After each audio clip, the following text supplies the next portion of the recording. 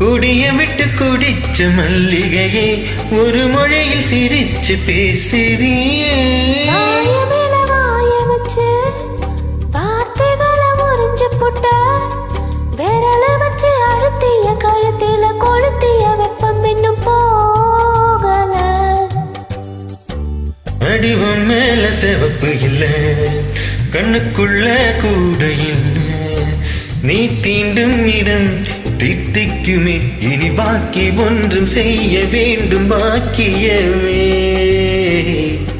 குறுக்கு சிறுத்தவளே என்ன குங்குமத்தை கரைச்சவளே நெஞ்சு மஞ்ச தேச்சு குளிக்கையில் என்ன கொஞ்சம் பூசித்தாயே.